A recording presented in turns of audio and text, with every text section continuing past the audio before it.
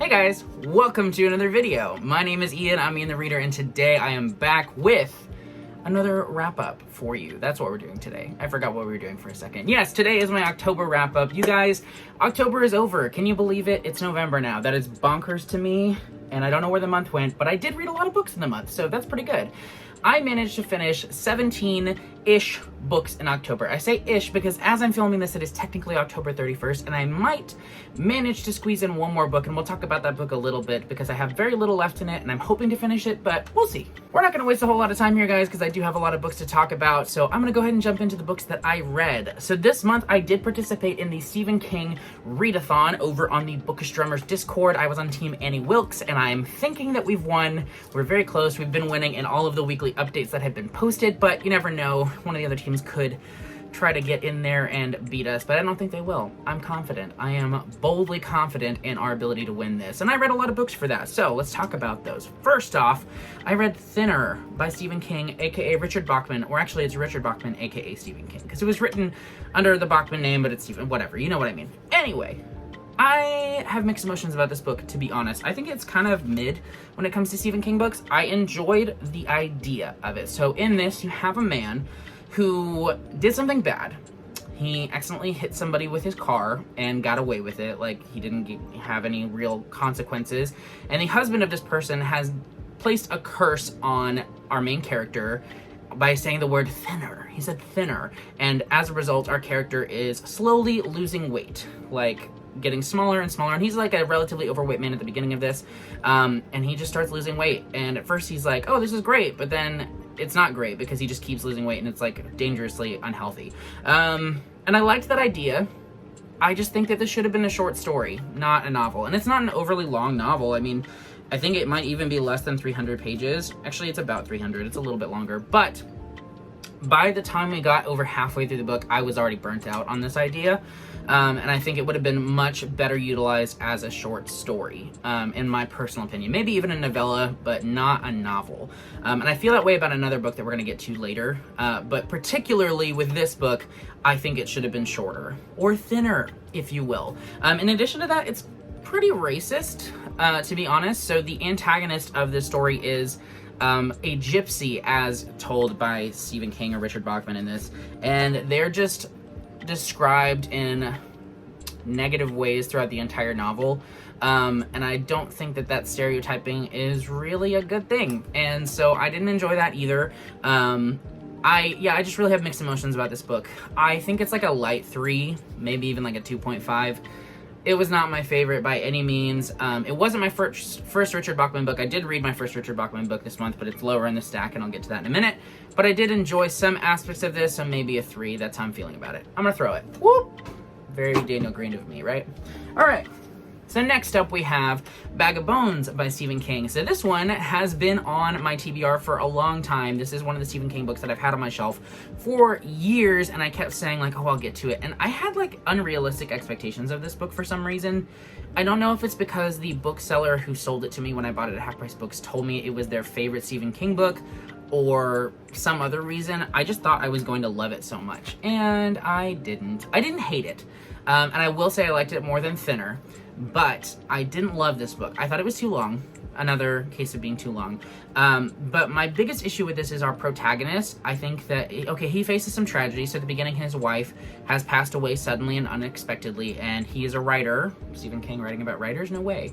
And he's trying to recover his mojo because he's had writer's block, and it's just been in a real rough patch in life. And so he goes off to his second home in this small town, and he meets a woman and her young child, and he kind of gets drawn into their conflict with their town and everything that's going on there, and he tries to become the hero for them and all that jazz. My issue is I didn't like our main character. I thought he was whiny. I thought that he really stereotyped a lot of the people around him. Like when he first comes across Maddie, the female character that he ends up becoming ensnared with, he's like, oh, she kind of looks like white trash, and like, yeah, she just is not a good parent, and blah, blah, blah. And I will say the circumstances in which he meets her are a little bit sketchy in that regard, but he just quickly judges everybody around him, and I really didn't like that. And there were a couple other things I didn't really like about it either. I will say the ending was good. I thought the second half was much stronger than the first half.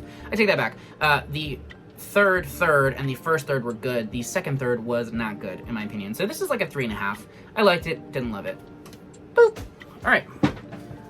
Next up, we have a book that I have very mixed emotions about, which is a theme with this month, I guess. There were a couple books that I loved, and I will get to those, but I had mixed emotions about this one. That is A Dowry of Blood by S.T. Gibson. So I was sent this book by Orbit, and I didn't really know a whole lot about it when I was sent it. They just asked if I wanted it, and I was like, sure, why not? I'll take a free book. And I really have mixed emotions about it. So this tells the story of Dracula's wife, Costanza. Is that her name?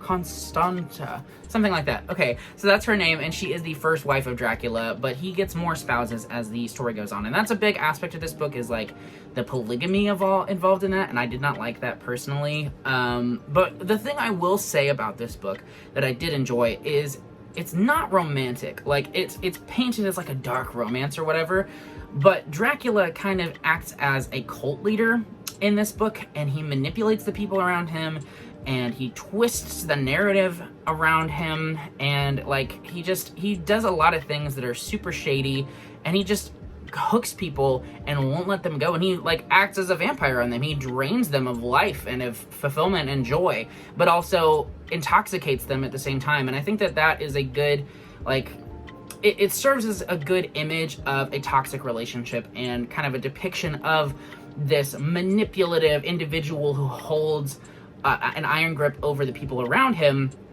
But I didn't enjoy other aspects of this. For me, this is just too heavy on like the romantic nature of it, like the intimate scenes and all that jazz were just too much, and it's just not my taste. It might be your taste, and I do think that there were some good things about this book. I think it's well designed on the inside. I like the way that it's designed with these little short chapter heads. It's very short. I think that they lengthened it a little bit for this republication. This was originally a self-published book that was picked up by Orbit, and so it's technically close to 300 pages, but it's like very, very short. So I recommend it in some regards, but I don't in others. I don't see myself revisiting this book ever again. I can see some of the merits that it brings to the table, but I just didn't really enjoy my time with it, if that makes sense. I'll give it a 3. Whoop. All right.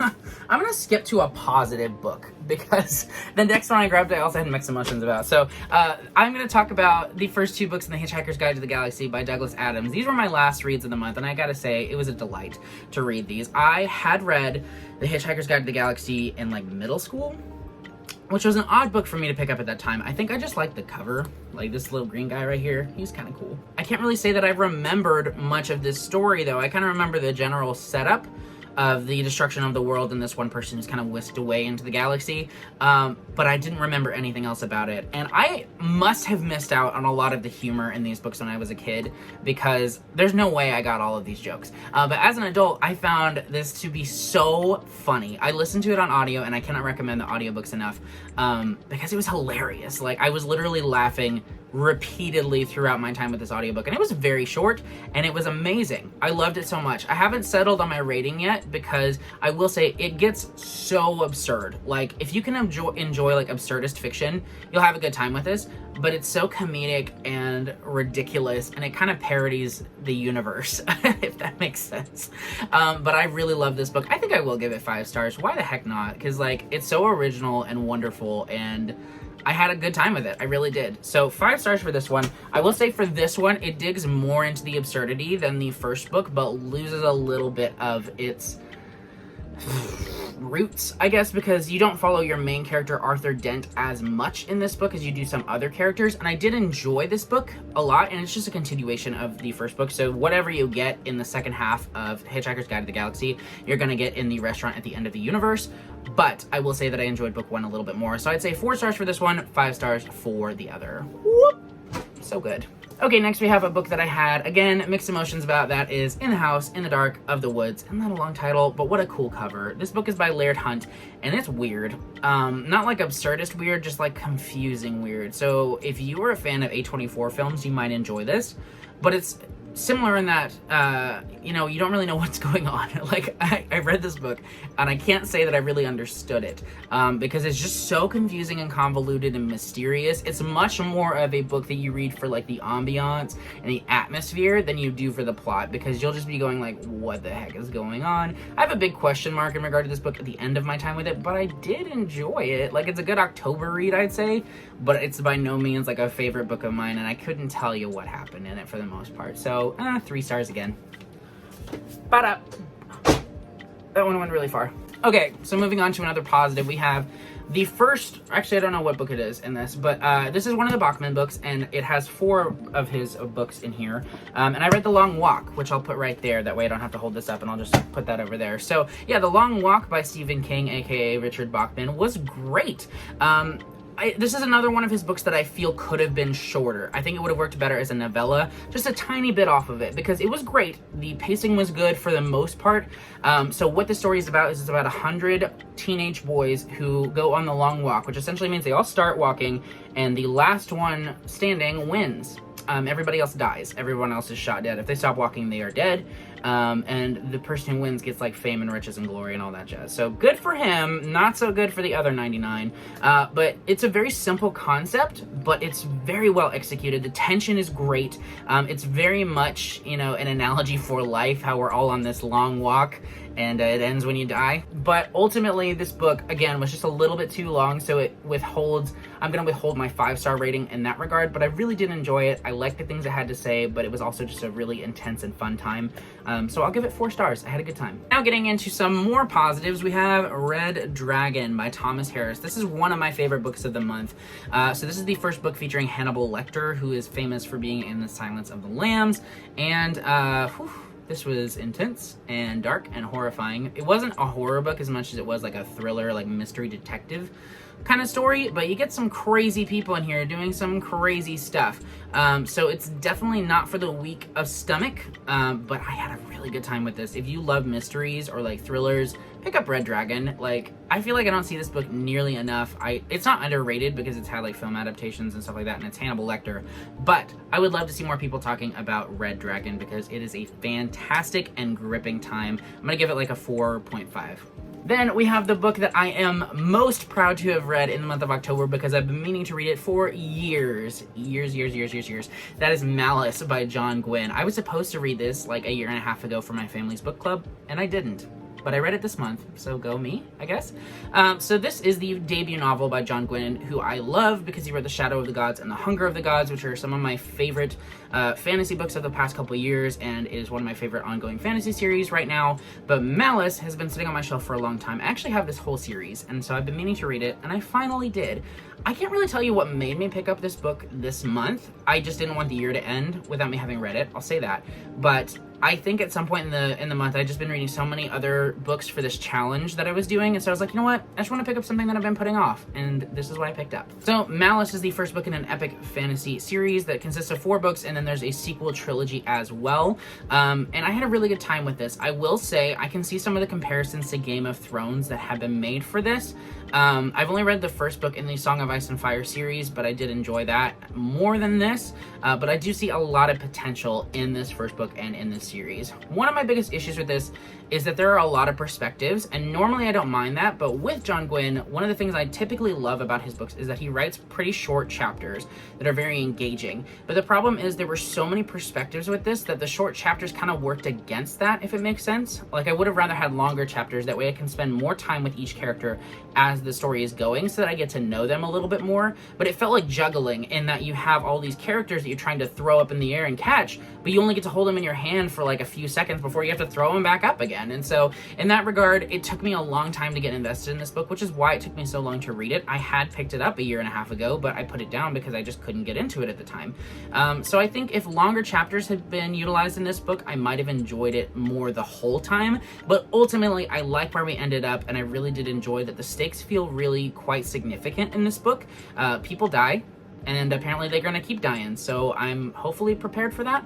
But I enjoyed this. Definitely wasn't perfect, but I'm very excited to continue. I give this 4 stars. The only other physical book that I have a copy of is the one that I kind of am not sure if I'm gonna finish this month or next month, and that is Phantoms by Dean Koontz. My wife and I have been reading this together, and we are almost done. We might finish it tonight, but we are taking my kids trick-or-treating, so we will see. But this is amazing. I am loving this so much, and it's making me kind of angry at Stephen King because this came out before it came out, and my goodness, there are so many things that I'm like, that reminds me of it continuously throughout the book. So I really do enjoy this and recommend it. I'll stitch in my rating of this in case I did finish it in October. If I didn't, oh well. But I'm feeling really good about it right now. Okay, so now let's talk about the books that I don't have physical copies of that I either read on ebook or I did on audio. So the first of those is The Midnight Club by Christopher Pike. I picked this up at the very beginning of the month because Mike Flanagan, one of my favorite horror directors and writers right now, released a Netflix adaptation of this book. Now, I haven't actually watched the show, so I read the book for no reason. But part of that was because I didn't really enjoy this book. I wouldn't say that it was scary, and I think it's kind of pitched as being scary, and I just had a hard time connecting to some of the characters just because the way that the story is told. So this follows a group of teenagers who live in a hospice unit for teenagers. They all have very grave illnesses, and a lot of them are nearing the end of their lives, and every night at midnight they meet and tell each other stories that they've come up with. So it kind of feels like a series of short stories, if that makes sense, but with this overall narrative that kind of connects those stories. And I thought it was interesting for the first half. I think the second half kind of fell off for me personally, but I still did enjoy it somewhat. I'd give it 3 stars. I'm still very excited to watch the adaptation, though. I love Mike Flanagan, and I can't wait to see what he does with it. Next up, we have Legends and Lattes by Travis Baldree. I was super excited to read this book. There has been an insane amount of hype for this. It was a self-pub book, but has been picked up by Tor, so that's awesome. But this is cozy fantasy to the utmost, and I thought it was just a lot of fun. It was a very refreshing read in a month full of kind of darker books and horror and thrillers and things like that, so I really enjoyed this. It's everything that you've heard about. I would agree with that. I wouldn't say that I loved it as much as everyone else seemed to. I did enjoy it. I give it 4 stars, but it was not a 5-star for me, but it was a lot of fun. I'd love to see a sequel for this book. Then we have one of my favorite books of the month, which is Hidden Pictures by Jason Rekulak. This is a wonderful thriller slash kind of supernatural horror type book. We follow a woman who becomes a live-in nanny for this family, taking care of their child, but the house might be haunted and there might be some secrets that have been covered up. So it is really engaging, some great twists in here, a lot of fun. It is a newer release. It came out this year. I highly recommend it. It is a very quick read, and it's just a good time. And there is one more Stephen King book that I did read this month, and that is, what is it called? I forgot because this book is super forgettable. It is The Girl Who Loved Tom Gordon. This is like a B book for Stephen King. Like, it kind of doesn't even feel like it's part of his normal bibliography just because it feels really insignificant, to be honest. I didn't hate it, but I didn't really feel anything about it. So I give it a light 3, maybe a 2.5. It was okay. Oh, and another mixed emotions book. So many mixed emotions this month. I didn't realize I had so many books that I wasn't crazy about, but we have The Dry by Jane Harper. So this is the first book in a detective kind of series, mystery thriller, set in Australia. There was a movie adaptation of this book that did get quite good reviews, and I would like to view that because maybe I'd enjoy this more as a film, but as a book, I just did not connect to these characters. It's told in dual timelines, and I thought that it was very convoluted the way that that was handled, and it just made me not feel as connected to the story. Ultimately, this just had very little impact on me. Another 3-star. Then we have The Grip of It by Jenny? Maybe. I wrote down the name really poorly, so here's the book. This is a fun haunted house book slash like ghost story. It's very loosely horror. Like, I wouldn't say that it was ever horrifying. It's more of like a study of isolation in marriage. So you have this married couple that are not communicating very well, and they move into this house, and there's some sort of ghost there that is tormenting both of them, but neither of them really wants to communicate with the other person about what's going on with them.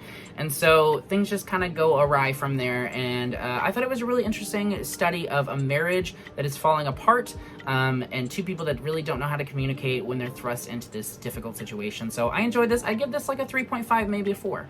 second to last book is Things We Lost in the Fire by Mariana Enriquez. This is a book I've been wanting to read for a long time. It is a collection of short stories by an author who has another collection of short stories and who has a massive horror book coming out early next year. She actually has her works translated from Spanish, and I thought that this was beautifully translated. The short stories in this book were horrifying and gut-wrenching and beautiful and haunting and just so vivid. Like, really an excellent job by both the author and the translator. I cannot wait to read more works by this author. I highly recommend this if you're looking for some horror short stories that'll really grip you and are really easy to get through. I recommend this series, or not this series, this collection of short stories. And the last book that I read this month is a book that shocked me to my core. That is Child of God by Cormac McCarthy.